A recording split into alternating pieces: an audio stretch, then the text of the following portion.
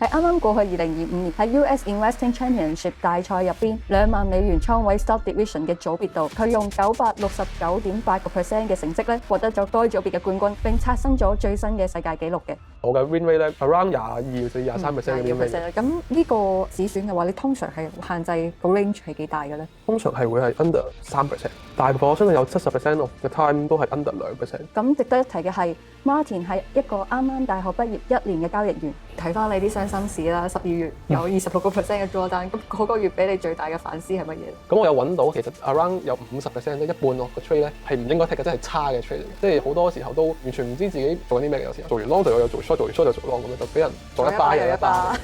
當晚 pick 呢一個 You Only Live One style 嘅係。我同意 YOLO 嘅時候，你係2% risk 博單日50% reward， 呢個係一個 super trade。佢仲可以繼續升咧，我會更加開心，因為我知道會有下跌嘅人㗎嘛。佢再延伸嘅話，我嘅 profit 會更加多。